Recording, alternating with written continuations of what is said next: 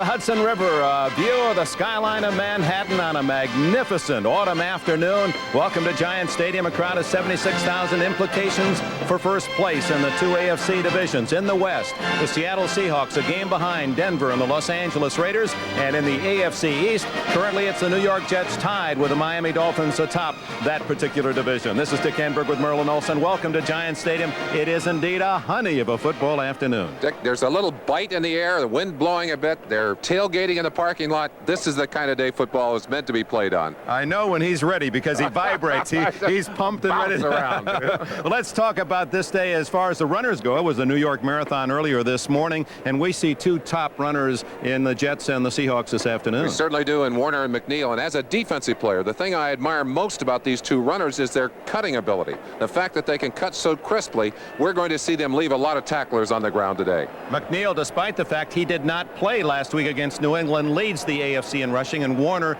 is the #2 runner.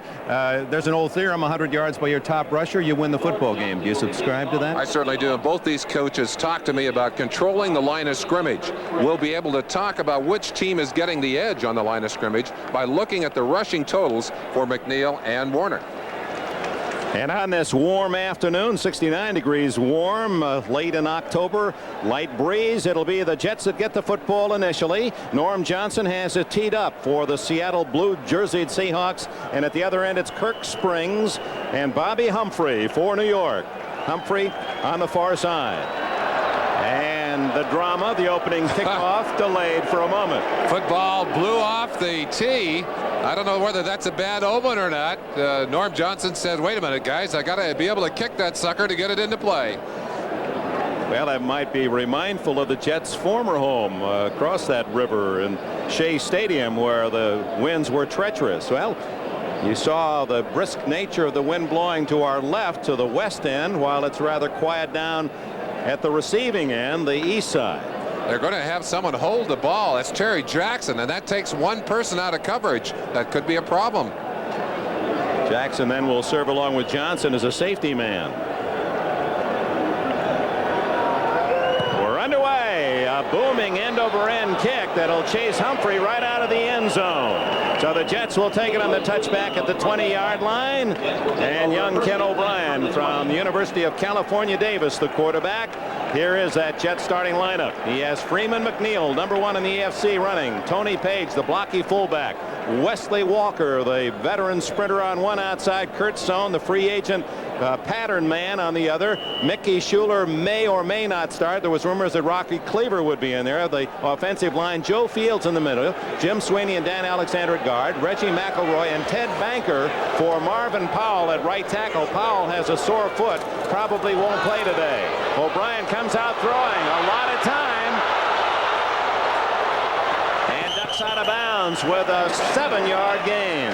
Keith Butler and Fred Young for Seattle ran him out the field of play. Here's the Seahawk alignment. Joe Nash, the Pro Bowl nose tackle, with Jacob Green and Jeff Bryant on the outside. The linebackers, the tall Bruce Schultz, Fred Young in his second year, Pro Bowler last year, special teams, Keith Butler and Michael Jackson. At the corners, Terry Taylor and veteran Dave Brown, Kenny Easley, one of the game's best, and John Harris at safety. Easley, of course, rendered unconscious at Denver last week, but OK says ready to go today. 2nd and 3, and Freeman McNeil has a first down across the 30. Young and Green made the tackle. The Jets have lined up with three tight ends now. One of those tight ends leaving the ball game, an extra wide receiver in, but they tried to show a little different look as they started the ball game, Dick. And let's keep our eye on number 88, Al Toon. He's in the game, the #1 draft pick for the Jets. He was late in signing out of Wisconsin, where he was the most valuable player for the Badgers 2 consecutive years. Toon is in the game for this play. They said they want to use him more. Walker in motion. The fake to Toon. O'Brien now goes long for Walker. And it's almost intercepted by Terry Taylor. Walker had a step on Taylor. Turnover is a big factor for both teams last week. They were not able to even out on the takeaways. They were giving the football away. The Seahawks shut out in that department, almost had a chance here, to pick up a turnover and put their offense on the field, but Taylor couldn't hang on to it. Seattle had losing at Denver, turned the ball over 5 times to none, and Joe Walton's Jets coughed it up 3 times and took it away only once from the Patriots in their defeat at New England. McNeil. No room to cut back on that play as there was a sea of Seahawk blue to stop him after a gain of 2. Both teams using a little different look. That's a 4-man line in on 2nd and 7 here for the Seahawks. Down in the middle of that offensive line, you'll see Joe Fields, 65, cutting Randy Edwards, the tackle from the opposite side. Good hole there, but McNeil couldn't find room as the linebackers shut it quickly. Mickey Schuler, the top receiver for the Jets, 36 catches, is in the game on 3rd and 7. And 56, Greg Gaines on a blitz. The linebacker for Seattle has the first sack of the game, and that will force the Jets into punt formation. If O'Brien has a glaring weakness, it's his inability, if you will, to escape in that area right there. When he's dropped into the pocket and suddenly feels pressure, he is not very nifty at getting away from it. Gaines taking advantage of that, able to get the sack. Number 13, Dave Jennings, the former Giant. This has been his home field for many years with the Giants and now with the Jets. He's averaging 42 plus a punt. Paul Scansey injured last week at Denver, the deep man, but the kick is to the sidelines and out of bounds, where Seattle will have good field position at the Seahawk 39-yard line. 36-yard punt, no return for Jennings. Onto the field, Dave Craig, a free agent out of Milton, Wisconsin, and the Seahawk offense. David Hughes and Kurt Warner, the running backs. The wide receivers will be Darrell Turner and Steve Largent. Charlie Young, the tight end.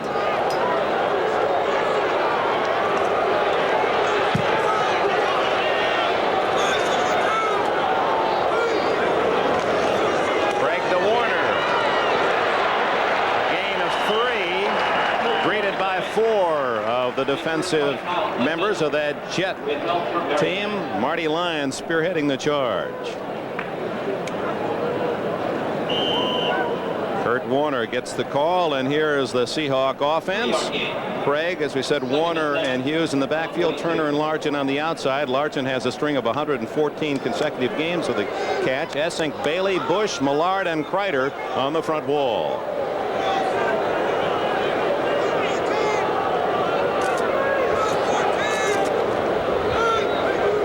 On 2nd and 7, Warner again off the blocks and into the Jets territory at the 49 and a first down. If you're going to control the line of scrimmage against the 3-4 defense, you have to control a nose man. Joe Klecko, they cut him down on that last play. Right in the middle of your screen, 73. And look at Blair Bush going right after his knees. Klecko unable to get across and created a little gap in there. Warner took advantage of it to pick up the first down. The first big run for Seattle, and that's what they'll try and do more of today. But Warner himself was injured, and you see him as he's the bottom of our picture. Warner being aided off the field, limping on that right knee. So as he was tackled, seemed to have the knee caught beneath him, and that could be a very critical point early in this game. Warner helped off the field. Let's go back and take a peek at that tackle on Warner. Gets hit from the backside right there, and it Springs. Looked like the leg may have been pinned down as Springs took him to the ground. We'll keep an eye on him on the sideline. 3.5 minutes into the game, Kurt Warner lost to the Seahawks, at least for a moment. Randall Morris to the 46-yard line, and a gain of 3. The Jets defensively aligned in this manner. We saw the front 3, the linebackers Charles Jackson, no relation to the Seattle's Michael, Kyle Clifton, Lance Mell, again the leading tackler, and Rusty Gilboes won a spot as a starter. Bobby Jackson and Russell Carter at the corners. Carter considered the better man cover defender in that back 4, with Kirk Springs and Johnny Lynn at safety.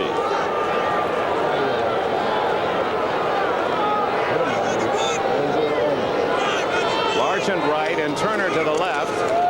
David Hughes, the fullback, and he slams what appears to be to a first down at the 38-yard line. Hughes from Boise State, native of Hawaii.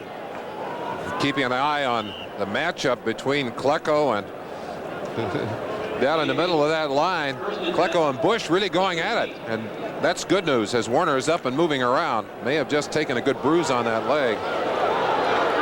First down at the 38 after an 8-yard gain by Hughes. The word is it's a right ankle injury to Warner.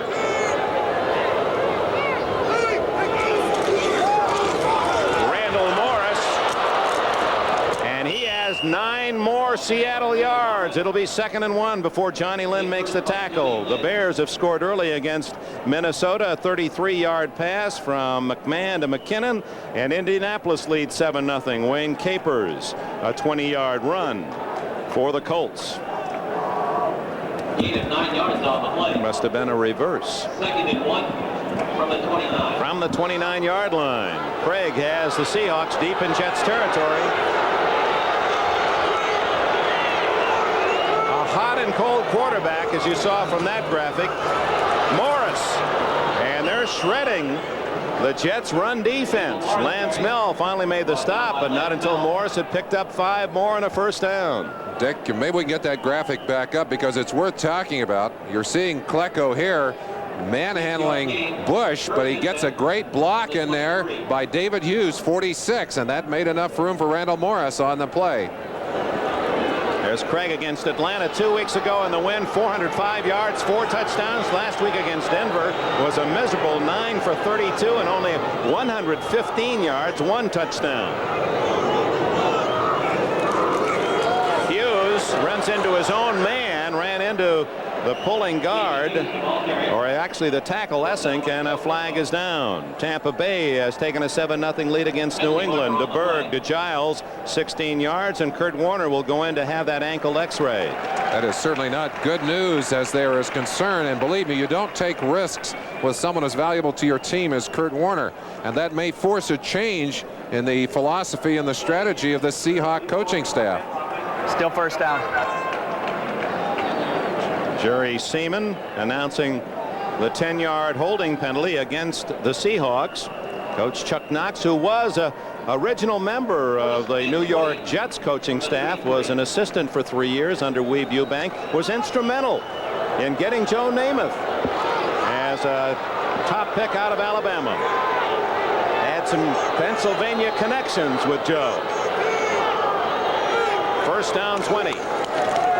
Morris. The Seahawks have not thrown the football yet and don't apparently need to the way they're running it. 9 more yards.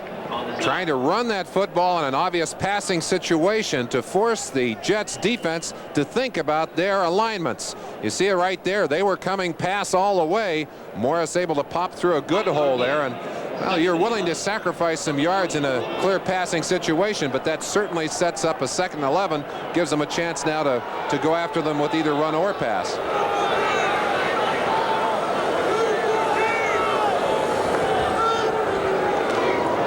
Again Morris, and he's inside the 20 to the 19, and Merlin, they're really charging into that left side of the line, the defensive right side of the Jets. Well, I think their philosophy here, Dick, is to attack that defensive line. You'll see them run in particular at Gastineau, I'm sure, as well as Bennett, and inside at Klecko, and they're trying to get them conscious of the running game. Later on, I think we'll see them going to the pass, hoping that they can get them to concentrate on the run so they'll have more time to throw the football. Andre Harder has replaced David Hughes at fullback. So Morris and Hardy, the second string unit. The first pass is a touchdown. No, Darrell Turner did not come down in bounds. He's arguing that the defender pushed him out of bounds, and Craig picks up the appeal. Craig over to talk to both of them. Turner looks to be much improved over last week. Had injured his toe 2 weeks ago, making a big catch, and was not a factor in the game against Denver. But he appears to be back on stride, and the official said his foot, and he's right, did come down right on top of the marker. You'll see it better from this angle, and it's the left foot coming down first outside, clearly only 1 foot in. The officials on top of the play. Argument may have been that Kerry Glenn pushed him out. Norm Johnson will try a 36-yard field goal. Steve Largent to hold, and it is no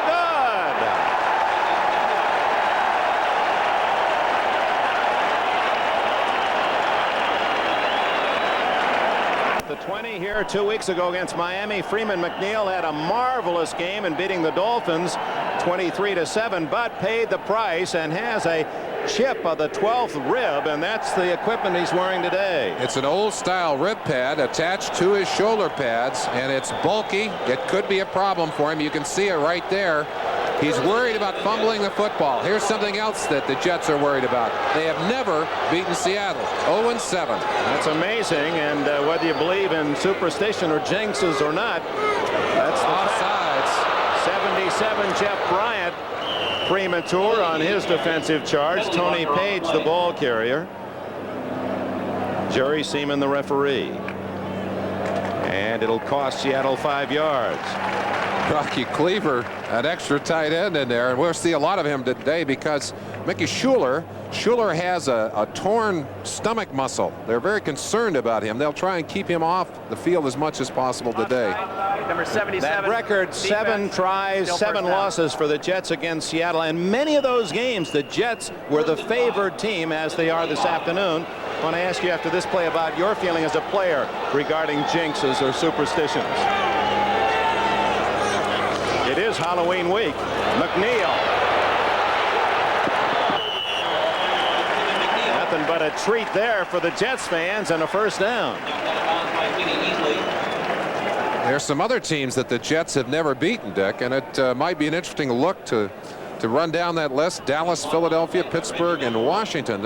It's interesting that in their long history, which has had some great teams, that there are still that many teams that they have not been able to get a winning score over.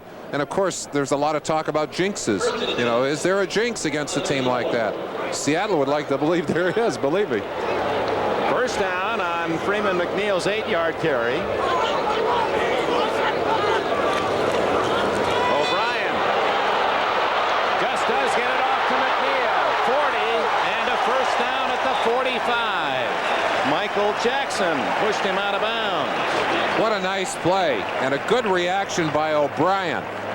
Now what they've tried to get O'Brien to do is not to break out of that pocket, to stay with the play until he's sure that it's gone, and then to scramble if he has to make a reaction, which he does here. McNeil able to corral that football, get downfield, and that's just like a handoff for him.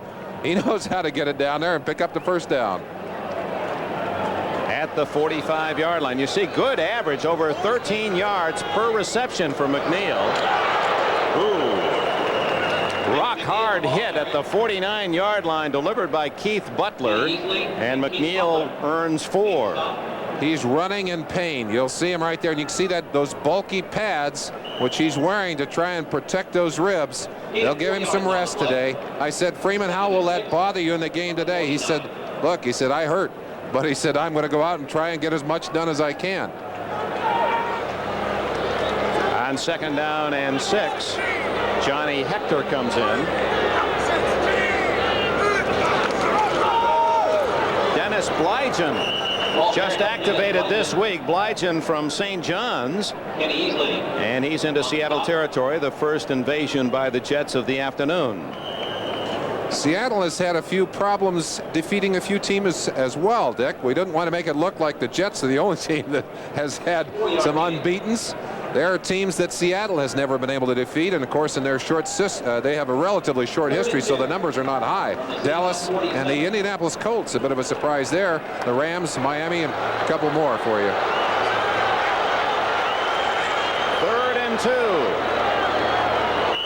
And too much time taken. McNeil started in one position, then Tony Page says move back the other, and by that time that 30-second clock staring at Ken O'Brien, who uses a timeout. No score, 5 minutes left in the quarter.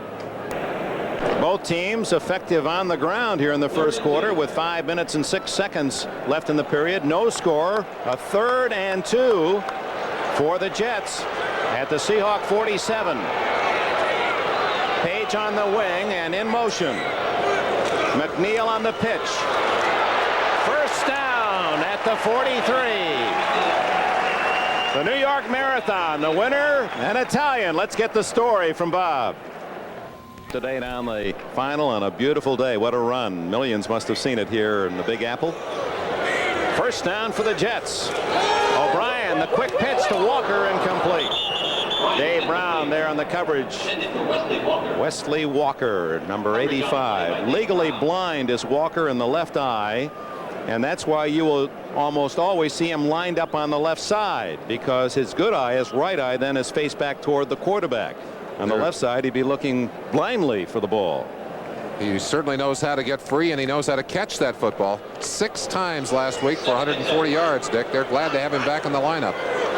Still has that great speed that took him to an NCAA record at California. Whistle, and time is called by Seattle. Now that was a strange call of timeout. That is their first timeout. Kenny Easley, I believe, calling that timeout, saw something that he knew was going to put them into trouble. He didn't want the play to go forward. Fullback David Hughes, and they're taking a couple of towels, rolling them together to form a little pad for the neck. He pinched a nerve, apparently, Dick. They'll wrap that around his neck so his neck won't be able to tip over as far. So both Warner and Hughes, the starting backs, out for Seattle, and Freeman McNeil runs right into Randy Edwards, a defensive end from Alabama. Edwards, a free agent last year, and he's done a good job for Seattle this season. 3 sacks. Seattle playing that 4-man line, and that's something they have not done a great deal of, and it's been very effective here. They're trying to shut down the running game. Inside, Joe Fields, the center, a critical man and getting things stopped, but you see Randy Edwards just shooting in from the outside. Again, I think because that's an unusual look. That's not something that Seattle has done a lot of. So a 3rd and 12 facing O'Brien from the Seattle 47. Trouble, and Jeff Bryant has a sack for Seattle. Their second of this first quarter, and the Jets drive has stalled, and in comes Dave Jennings. Just too much time in there. O'Brien couldn't find the open man, decided to scramble, not quick enough to escape. You'll see him with plenty of time here to throw the football. Just good coverage. No one is open. And then when he did decide to run, unfortunately, Bryant right there to nail him and put him down. Bryant's 4th sack of the season. Deep is Paul Scansey at the 11-yard line. Jennings' first kick was 36 yards, no return.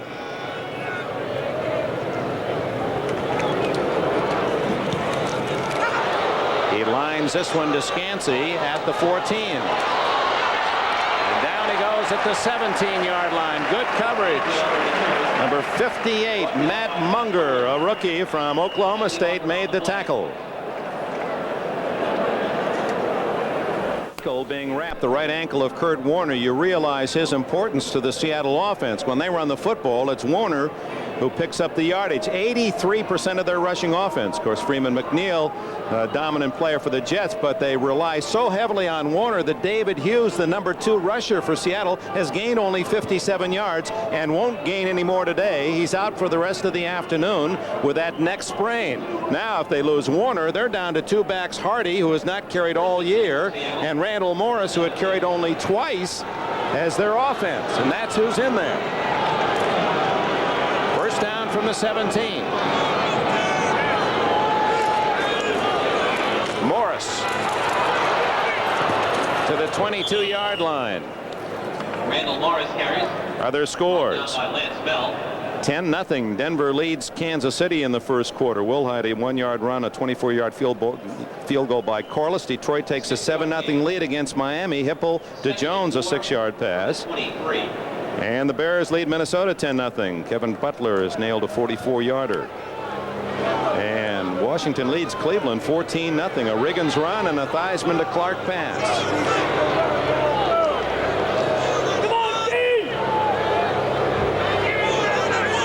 Second and 5. Andre Hardy ran right into Charles Jackson, 55. And to Hardy's credit, he didn't fumble. Jackson, the hard blitz from the outside. It appeared that the Seattle offensive line concentrating on Gastineau and Klecko inside, They weren't able to do much with Charles. Let's look quickly at a stat that might be interesting for you. 1983, Kurt Warner's rookie year. 52% of the offensive plays were running plays. Last year with Warner out, they still ran 48% of the time. This year, they've only run 39% of the time. Heavily dependent on the pass. They've gone from ground chuck to astronauts. I like that. And here is the pass game. A flag down. Complete to Largent at the 27-yard line. That looked to be good enough for a first down, but check the yellow flag on the near sidelines.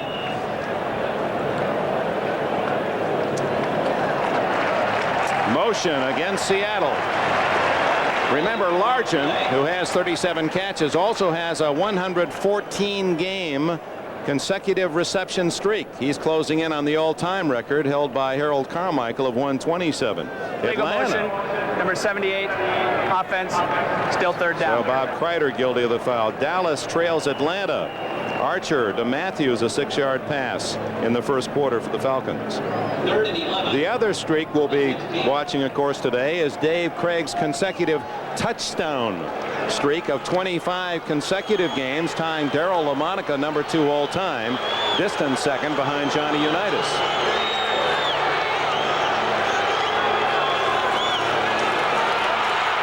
Long pass to Turner, and Darryl Turner has a first down at the 48-yard line. Terrific throw by Craig, and Gastineau was in his face. A very strange play by Turner. Was able to keep his concentration without tipping his hand. Man-to-man coverage down the side by Bobby Jackson. Now watch Turner as he gets away from Jackson, gets off the line, and won't let Jackson know the ball is coming until the last second. Right there, as Jackson finally tipped back, Turner accelerated, got away from him, and caught the football.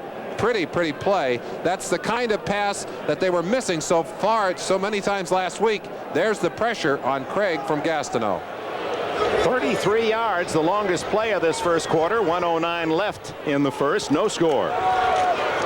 Randall Morris using a little slip and slide move that reminds you of Kurt Warner.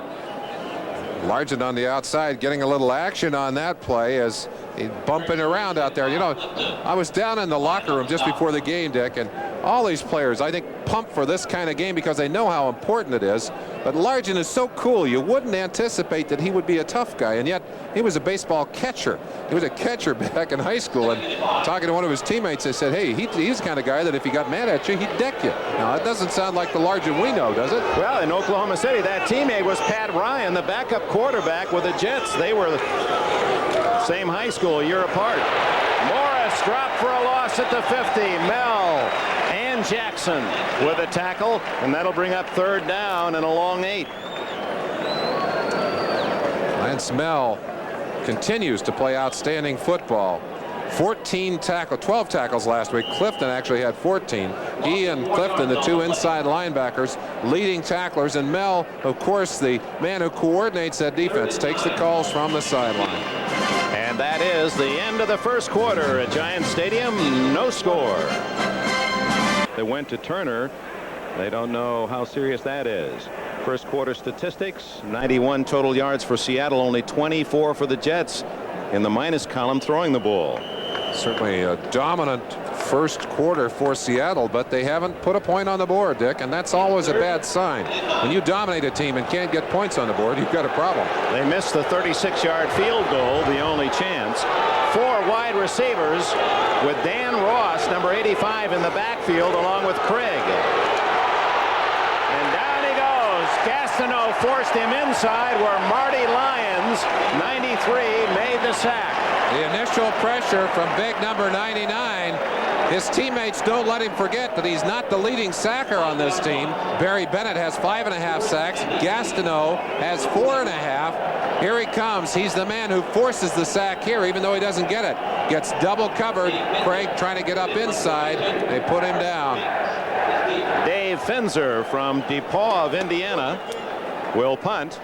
Kirk Springs, one of the better return men in the entire NFL, is back, and 10 men on the line of scrimmage for the Jets. Into the wind. Springs at the 23.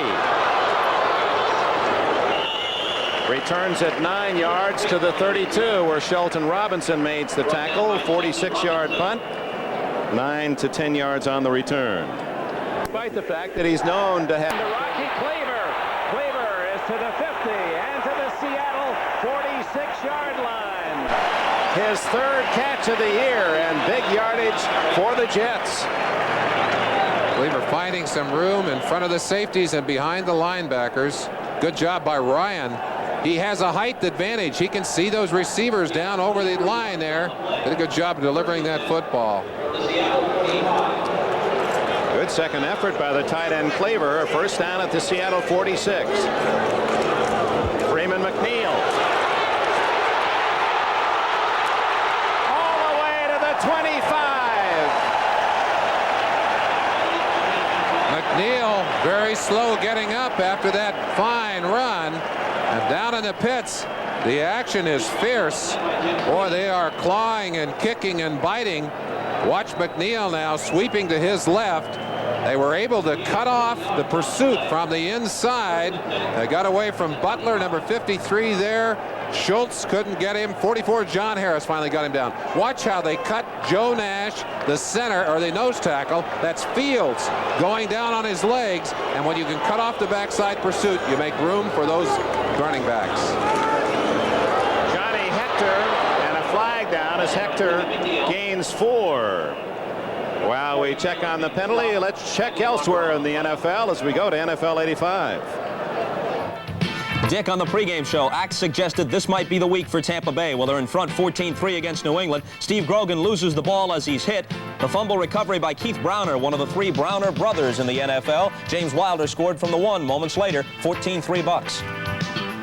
Holding number 63. Well, the Bucks trying to get off the schneid, looking for their first win. A holding penalty against the Jets, but much more important than the flag, the health of Freeman McNeil. We started the day talking about the 2 great running backs in this game. Warner already out of the game. And on this play, McNeil takes a shot right there in the ribs on that left side. And he is still bent over. Trainer Bob Reese out to check and see how he is. And Joe Walton must be concerned about McNeil's health.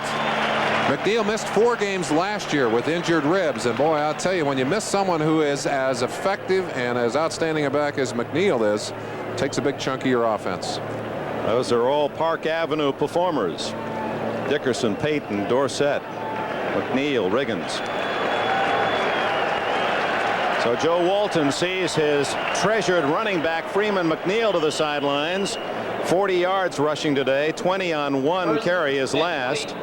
Denver in the AFC West with a 10-0 lead against Kansas City in the second quarter, and there's a surprise early. The Lions leading Miami 10-0 in the second. What a strange year. First down, 20. Johnny Hector in for McNeil. Check that, Dennis Blygen, 23 from St. John's, the all-time rusher for the Redmen, Division III football. Bears lead Minnesota 10-7 in the second quarter. Washington with a 2-touchdown lead at Cleveland in the first. And St. Louis 10-0 over Houston in the first quarter. Here no score. Atlanta leads Dallas 7-0 early. Second and 13. Under pressure, O'Brien to Tony Page, and the big fullback is to the 15, and we may have a face mask penalty to boot. Tony Page was very angry as he got up until he saw the yellow flag. He said, hey, I'll let you grab my mask. We'll get some extra yardage out of this. The ball appears to be in a position where the Jets already have a first down, and we have an injured Seahawk on the play. The casualty list in this first half has been alarming on both sides. There is the face mask call. I tell you, the trainers might be the most valuable player of the day. Jim Weitzel and John Kasich out to look over their Seattle injuries. Let's see if we can spot who grabbed onto the mask there. The first shot right there. Ball coming to Page. It's John Harris, the first man over. And I think that's the one they called right there. Harris reaching in and taking hold of the mask. Is it a 5-yard? 5-yarder. They're just giving him the 5. Now, if he jerks him with that mask, they can give him the 15, the full 15. And speaking of the full number, the Jets have to go the full 10 for the touchdown. It's 1st and goal at the 10. Tampa Bay, as you heard earlier from Bob Costas, leading 14-3. Blygen in the backfield. O'Brien. And it's intercepted in the end zone. Number 22, Dave Brown. His 3rd of the year, his 42nd in his fine career, and that denies the Jets. The Seattle Seahawks have it at the 20-yard line. And oh, how unfair that is to tag that on the quarterback O'Brien, right in the hands of Blygen. Watch the play yourselves. O'Brien is doing his job, which is to spot an open receiver, and it goes right off the chest and into the hands of the defender. Warner back in the backfield for Seattle after the pass interception by Brown. Seahawks at their 20. No score. 11.5 minutes remaining first half. Warner greeted by Barry Bennett, number 78. No gain. No score here at Giants Stadium. We go to NFL 85. Dick, the Dolphins are on the board at Detroit. A 19-yard pass from Marino to Joe Rose for Dan Marino, his 12th touchdown throw of the season. And Detroit's early 10-0 lead is now trimmed to 10-7. They're in the second. Back to Dick and Merlin. All right, Robert, we'll be with you at halftime, of course, for all the early scores and top scoring plays of this, the 8th weekend. We're at the halfway mark of this 1985 regular season. Craig wide open is Largent, and that one will count, and a face mask. You saw Largent had the presence of mind right in the middle of his carry to go to his mask as if to say, they got me, and then he goes upfield for 5 more yards and a first down out at the 39. I think he got a finger in the eye. I think that's why he reached up, Dick. Looked like he reached up for his eye. The officials marking quickly 2 penalties, and the one thing that you had to believe as the Jets were stymied down there, they've got to be saying to themselves, here it goes again. Here's the jinx working on us, especially with Seattle able to come right back so quickly. There's the shot right there, and you saw him reach up to his eye. Kirk Springs, number 20 or 21. Russell Carter? Okay, Russell Carter. I'll take that. Carter coming across one-on-one. Reached right in and got a hold of Largent's eye. Meanwhile, Kurt Warner came off the field limping again. Largent's consecutive string alive. Now 115 straight games he's caught at least 1 pass. Only 12 behind the all-time record. Randall Morris has replaced Warner. After the 5-yard face mask penalty, Craig to Andre Hardy. And the new acquisition of the Seahawks just a couple of weeks ago, he's 233 pounds out of St. Mary's of California, has a 4-yard gain, his first yardage gain in the NFL. They're trying to bust Klecko in the middle. They're putting a lot of bodies on him, and his job is to crack that cup, Dick. Watch him as he works on a double team here. Millard on the inside, Bush on the outside. Both of them have a hold of his jersey, and he just keeps plowing like a bulldozer. I think we might keep an eye on Joe Klecko. If they keep holding him like that, we're liable to see some bodies flying. Somebody's going to get a punch in the mouth, I think. 2nd down and short. Morris. Actually, short gain on the first down carry of 3, and Morris only gets a couple more, just shy of midfield, and Joe Klecko, number 73, with the tackle. Collision football. And right in the middle, you got to stuff things. You got to stop the action. There's Klecko, number 73, in that angled position, kind of a trademark for these Bud Carson defenses. Working one-on-one on Bush right there. He just bench presses Bush back into the stack and takes the shot from Morris right in the chest. Remember what a job Klecko did on Dwight Stevenson, everyone regarded as the top center in the NFL. He ate him alive in the win against Miami 2 weeks ago. 3rd and 5. Wide open, Largent. Is it a catch? Apparently the fumble. A flag is down, and they're going to blow it dead. Kirk Springs picked it up and went out of bounds at the 40-yard line. But flags are down, and we may have a defensive holding call against the Jets. Darrell Turner waving to say there's a penalty on the Jets. Let's give you a chance to see the play as the officials gather to try and sort things out. That was a tough call on whether or not Largent had possession long enough. It won't matter. It doesn't matter at all. It's a holding call. Here's Largent going down. working one-on-one right here on Kerry Glenn, 35, and they used a little screening there. Rich Miano and Kerry Glenn both came in to strip him. Did not appear that he had the ball long enough. Number 27, defense, first down. The receiver never controlled the ball. Consequently, incomplete Russell pass. Carter, the man who's tagged for holding, and that's a problem that they've had with Carter, who's a fine one-on-one covering back, but he tends to grab on, use his hands a little too much. There was the play as you saw the ball skipping away before Largent's feet. He has to get both of them on the ground. And he was juggling the ball too, so it was clearly not a catch. The defensive hold carries an automatic first down at the 45 of the Jets. No score, 9 minutes left, first half. Largent throwing the ball away, incomplete. As he ran right into Marty Lyons, there was a receiver in the area, Charlie Young. By the way, speaking of Charlie Young and a receiver, they've received their 5th child this week, the Youngs.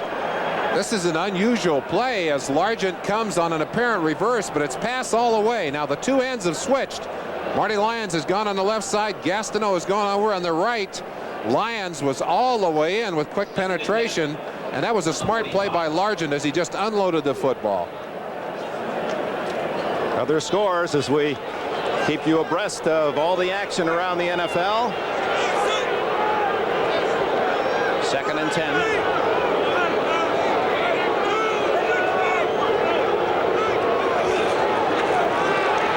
Going deep and open is Turner. 20-10. Turner has a Seattle touchdown.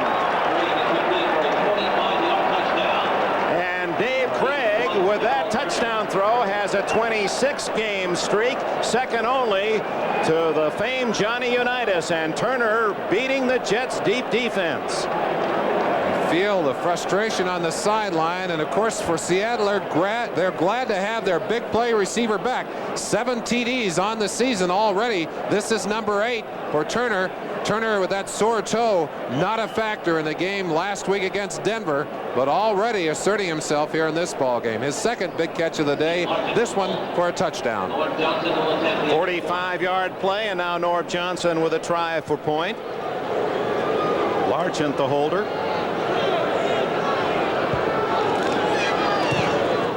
It's down the middle, and Seattle leads 7-0 as they go 80 yards after Dave Brown's interception in the other end zone. I'm the little guy. That was my jinx.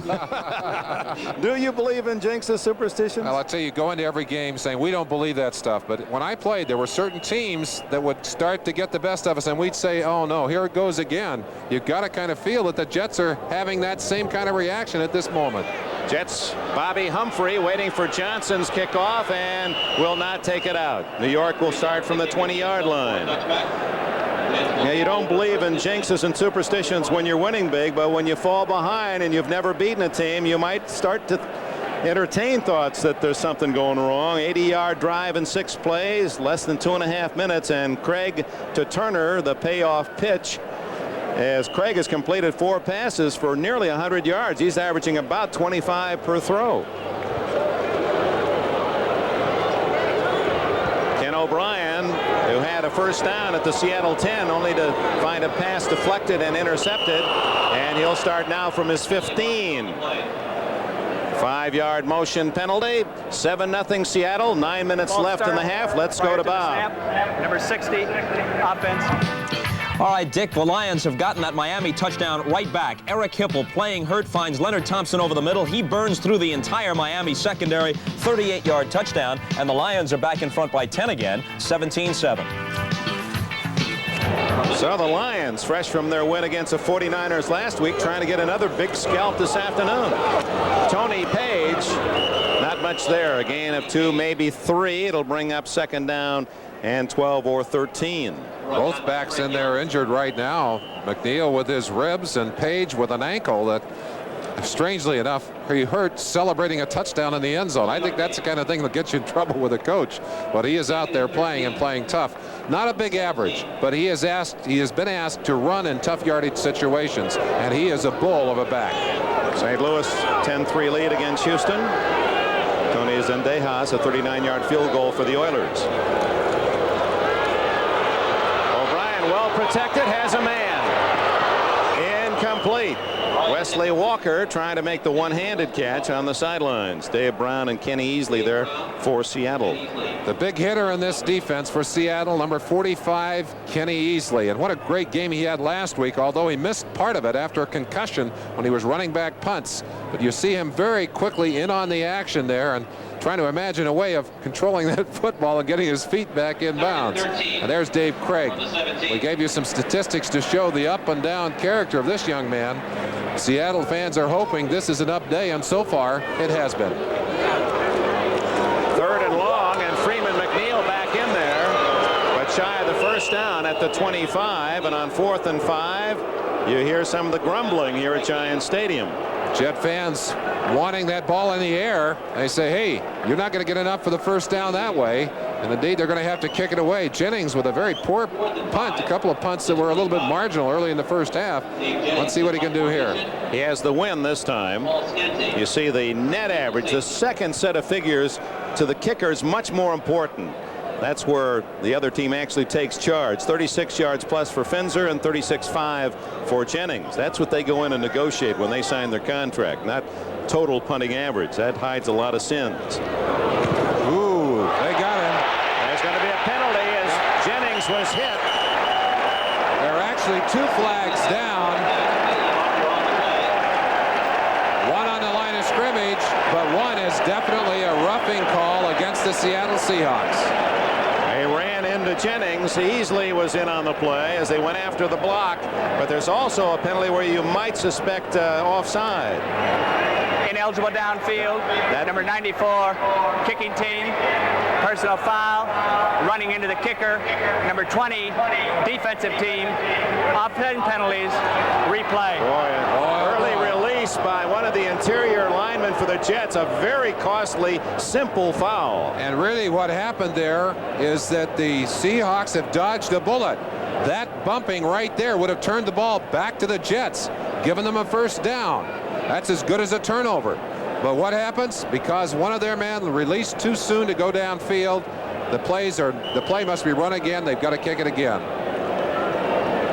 That seems an unfortunate swap of personal foul, a roughing compared to a little 5-yarder, but they negate one another, and Jennings will try again.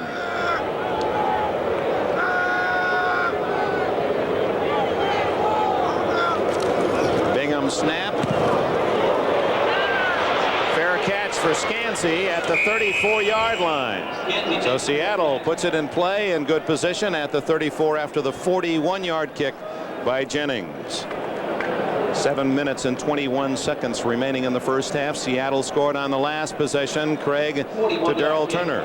Scansey, you might remember if you watched our game last week, had some hip problems, was smashed on the hip. He's lucky to be back in there, watching all the way at the ball once he'd call that fair catch. And of course his responsibility then, don't drop the football. Almost a sigh of relief as he cradled that one away. Saw him follow that ball right into his hands with his eyes.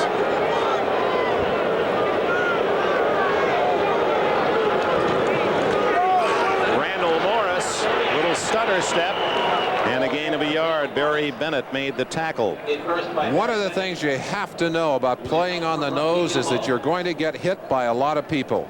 Joe Klecko will take a shot from Bush, the center, and then watch the guard, Ed Bailey, right there into his ribs. Now that has got to hurt.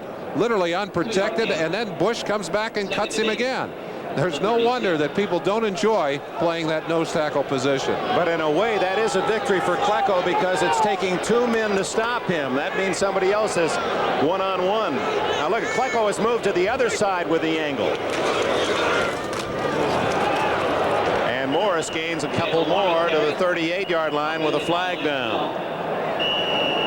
Now how does that determine, Merlin? He'll angle off the right side. Now he's off the left side. Just according to the defense called and according to the formation by the offense. But Klecko usually tries to work back to the nose, square up on the center. You see him going all the way across. Now when the play goes away from the angle, it's pretty easy for Klecko to follow it. It's kind of tough when they come back against the angle. He's got to fight hard to get back to that side because he is at a disadvantage. Offside, defense, left end, still second down. Indianapolis with a 10-point lead against Green Bay. The earlier score, Detroit saying Miami come back to cut the lead to 3. But of course, Jets fans rooting for the Lions on this afternoon as we start with the Dolphins and the New York Jets tied for first in the East.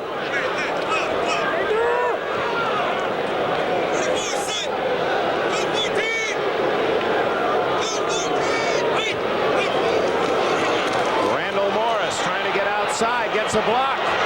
He's all the way to midfield and a first down. It looked like the Jets defense jumped a little on that play. I believe Craig went to a long count, used a voice inflection to try and get the Jets offsides. Randall Morris with 55 yards rushing in the first 7 games of the year. It carried only twice for 12. Offside, number 73, defense, penalty decline, first down. Embarrassing for a nose tackle to jump off sides. He's right on top of that football, but he's listening. Had rabbit ears on that play as he heard the bark of the signal, wanting desperately to get in and make the play. Got there a little too soon. 7-0 Seattle and a first down with the ball just in Jets territory. Good numbers for Craig, 4 for 5. That's interesting. Only 5 passes in this first half. Andre Hardy plowing forward. A gain of 3 or 4 before Gilbo and Klecko can make the stop. Denver with a big first half at Kansas City. 24-7 Broncos. Buffalo leading Philadelphia. A surprise there in the second. Dick, I think one of the reasons that we're not having as many passes thrown in this game is that Knox kind of reflecting on what happened to Craig last week, how much pressure was on him. If he can run the football, take a little heat off Craig, I think you'll see him doing that, and that's certainly been the pattern so far in this game. On 2nd and 7. It's Randall Morris. Only a yard for the former Tennessee back. Went to Long Beach Poly High School, did Randall Morris. That's been a school that has produced so many outstanding players to college and NFL. Tony Hill went to Long Beach Poly. Gene Washington, Andre Tyler, Billie Jean King from Long Beach Poly High School. Jets defense, as you see by that stat, much improved this year, and it's amazing to me how quickly they have picked up this 3-4 concept under Bud Carson. 3rd and 5, 6 defensive backs, shotgun Craig. Dan Ross is in at tight end. Craig over the middle, complete to Paul Scansey. And the young man from the University of Washington has a first down at the 35. You see Craig congratulating his offensive line for giving him time on that play. Dan Ross, newly acquired tight end, looked like he took a good shot on that play coming over. He's hunched over. Ooh, he must have got a good pop in the stomach or the hip. But Craig standing in as long as he possibly could. Good pressure. We'll see Ross on that last play getting wrapped. You see him right in the middle of the line, and that was Barry Bennett. He was blocking on someone. Bennett hit him on the side. Using Ross as the other back with Craig in the shotgun. Craig goes down. Oh, Joe Klecko. From underneath, Klecko just burrowing his way into the backfield. We talked about breaking the cup, about that almost moving that whole line back like a bulldozer. Watch number 73, Klecko. Just drives right through Bush, number 59, runs over the top of him, gets through the assist right there by Hardy, and has Craig before he can get the ball off. That's some power defensive play from Joe Klecko. Oh, he's having an all-pro year at that nose tackle, and Bud Carson's 3-4 defense apparently suiting Joe Klecko just A-OK. And he has just handled every center he's played against this year. Craig scrambling. Lots of room. 40, 30, and out of bounds at the 29. Close to a first down. Lance Mel, of man that finally ran him out. Craig known more to run to get a little extra time to pass, but showed us some good running ability there. Make it a, well, about a 15, 16 yard run, Dick. Nice run on the play. Numbers on his jersey. Yeah, 17. All right. But you see him here accelerating. Lance Mel will come from the inside to take him out of bounds. Craig also knows how to get that body down so he doesn't have to take those extra hits. So after the sack, Craig able to scramble into a 3rd and 3. with 3 minutes and 28 seconds remaining in this first half. Right now, you got to believe that the Jets are thinking turnover. Let's get that football. Let's put some pressure on.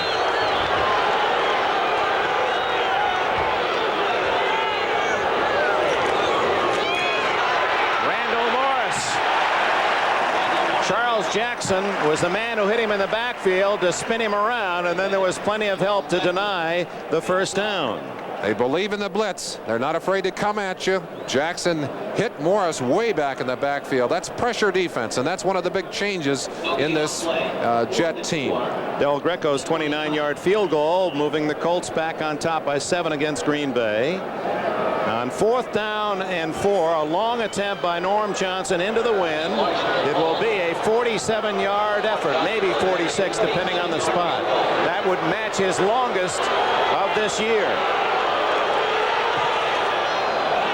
Looks good. Hits the upright. No good. He hit the post. So Johnson is 0 for 2, missing wide right from 36, and he hits the upright from 47. Just shaking his head. That ball looked like it was going to make it, but didn't have enough velocity. Just kept drifting and drifting and drifting. Finally hit the left upright and bounced away. You'll feel the kicker's emotion right here as it finally glances off. Whoops. We didn't get that far. We did get some emotion from him anyway. Oh, with 2:41 left in the half, trailing 7-0, the Jets go to work. A flag down. Kurt Sohn has his first reception of the afternoon, but an early flag, and one would expect that that's going to be a motion. It is. Jets frustrating some of their own efforts here. Kurt Sohn, by the way, started today to flanker position. That's a change for the Jets. Ordinarily, JoJo Townsell would be over there, but as they've moved Walker back into a starting position, they've shifted Sohn to the other side. As we move toward the intermission, stay with us for the NFL 85 Fielding report. motion, number 24, offense. Freeman Two-man McNeil. move, did not reset prior to the snap. Got to believe that pain will bother your concentration, and I'm sure that McNeil, battling with those ribs, is probably having trouble keeping full concentration on all the idiosyncrasies and the small things in the game. Tony Dorsett just ran 60 yards for a touchdown to give Dallas the lead. Squirming out of a pack and is out to the 33-yard line. Kenny Easley, his former teammate at UCLA, made the hit. What a great cut by number 24 McNeil. Watch it right there. He sees an opening to the outside and leaps out of the pack. More than a 90-degree cut and makes the fine run. 2 minutes remaining in the first. 45-yard touchdown pass. Dave Craig to Darrell Turner for the Seahawks. Seattle has dominated play, missing 2 field goals. Kurt Warner, and they've done it without the services of Warner primarily, as he injured an ankle early. Freeman McNeil out for several plays, but has been available for most of this half, and he's in the backfield behind O'Brien. O'Brien in trouble. Joe Nash after him, and down he goes. It was Nash who flushed him out, and Randy Edwards gets the sack. 4-man rush, 6 defensive backs, and that nickel package of Tom Catlin's defense, a great job of holding down the receivers. O'Brien couldn't find a body. They come quickly back with a play. On 3rd and 10, wide open on the sidelines is Mickey Schuler, and Schuler, who has a bad muscle pull in the stomach and is not being used fully today, able to get in for that catch and a first down if it counts. Penalty on the play. They're discussing it now, and they're bringing the ball back, Dick. Now, the yellow flags have certainly hurt the Jets in this first half, as did the one interception in the end zone. Jets have to be shaking their head. They certainly have had opportunities, not many conversions. See Schuler 12 just men 5 on the behind field. Defense. Christensen, Penalty and decline. you got to play with just 11 as much as you may want to have an extra. Well, I think what happened is that Catlin loves to switch from 5 defensive backs to 6 defensive backs, even 7 defensive backs, and I'm sure as someone was running onto the field, Seattle's trying to change the defenses. The Jets came out, ran a quick play, and caught him with 12 men on the field. Ball on the 44 now as they move it back on the snap. Edwards with another sack. Randy Edwards, 270-pounder from Alabama, a free agent pick, and he has his second sack today, and that might even be 3 depending on how they count it. 4 sacks overall by the Seahawks today. The Jets have given up 26 coming into this game on the year. 2nd and 20 with a minute and a half remaining in this first half. Out of bounds goes Al Toon with his 6th reception of the year. Terry Jackson on the coverage. That's the kind of play that they will give up. They want to keep them, of course, in bounds if they can. There's the sack differential. This is coming into the game. The Seahawks in a negative position, giving up more sacks than they had made, and the Jets obviously giving up more than they had made. Neither of those stats a healthy one for these two clubs. 1:27 left in the half. Bobby Humphrey on a little Statue of Liberty play, out of bounds at the 47 of Seattle, maybe the 46. It'll be short of the first down. Well, that's one we hadn't seen for a while. The old quarterback going back, and where else but in this area should you have a Statue of Liberty still alive? The old girl's still doing well and being renovated, and Walden renovated the play himself. He brought it back, the Statue of Liberty. 4th and inches. Chance to watch it here. O'Brien doing a good job of acting, and there's a nice block on the outside right there. Jacob Green, that was Dan Alexander, number 60, gave him a little extra room. Jets go for it and have it. Tony Page over the top, and now they'll hurry with that clock stop momentarily, and now they do spend their second timeout with 1:16 left in the half. And anytime you replace one of your starters in that offensive line, you have coordination problems. 4 sacks so far for the Seahawks against O'Brien and the Jets. Well, the Jets are unbeaten here at home this year. They are still looking for their first win ever against Seattle. 7 straight Seahawk wins. First down from the 44. Out of bounds, Mickey Schuler. No, he did not have the ball. Juggling and did not have possession. Terry Jackson on the coverage. Schuler concerned about that stomach pull. He is able to play with the pain, but he said, you know, I don't know how bad I'm hurting that thing, and he's really concerned about it. I don't blame him. He's wearing a kind of a girdle to protect it, but boy, that's a nasty injury. 1 minute 12 seconds. There you see 7-0 Seattle. The Jets trying to tie it before the intermission.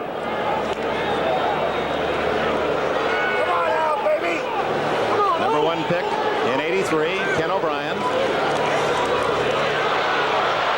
Going long, open.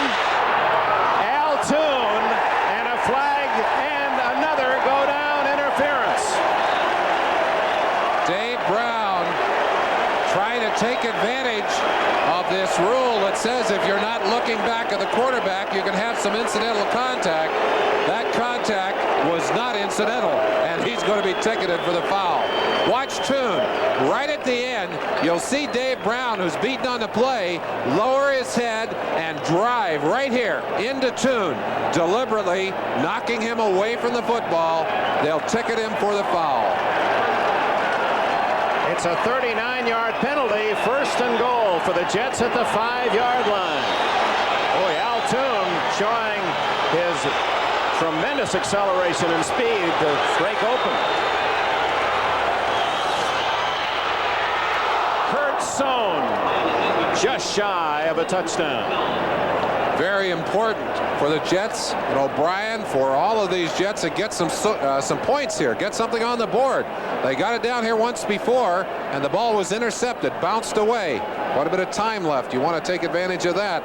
The Jets have really been effective inside the 20-yard line. 23 of 27 drives have been able to get some points on the board.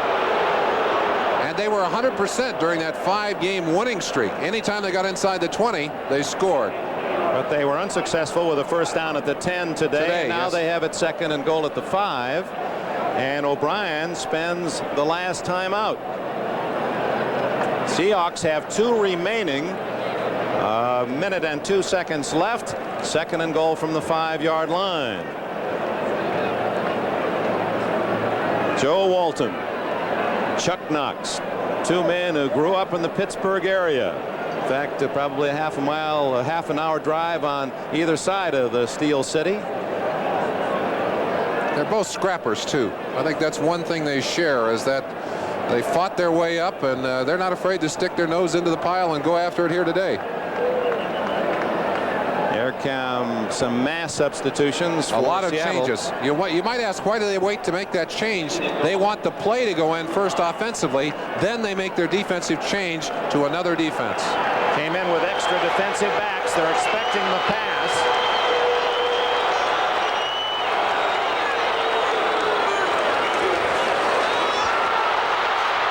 Fumble. Could go for a touchdown. That's Jacob Green at the 50, the 40. Can they catch him? He's running out of gas. 20, 10. Jacob Green with a lineman's dream.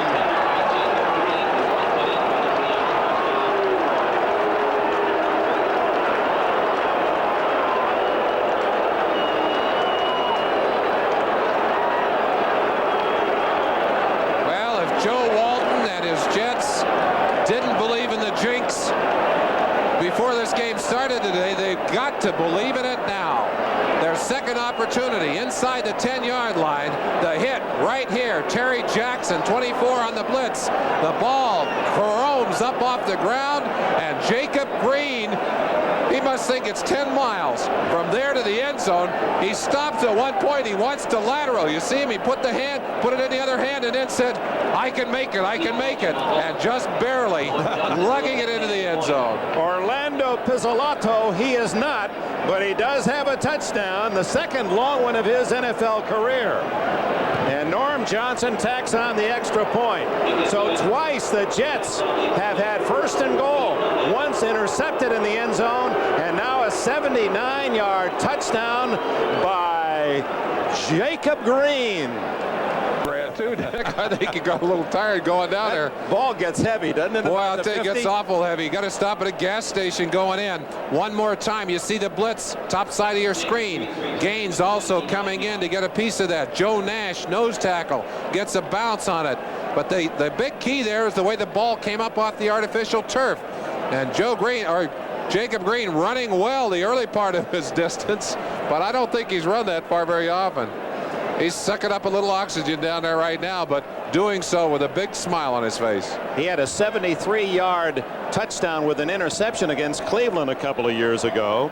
So he knows the way. It's just a matter of where the fuel pumps. 14-0. And how this game has turned around. On Halloween week, the Jets must be wondering.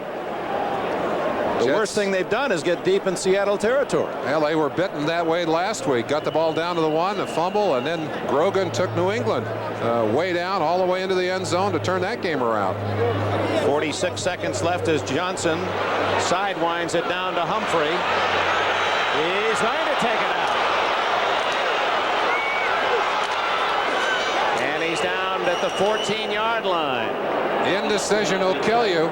Humphrey changed his mind 3 times and gave that Seattle coverage a chance to get down there. Instead of having the ball on the 20, dropping to a knee, that decision cost him about 6-7 yards. All right, 14-0, and you've already used all your timeouts in this first half.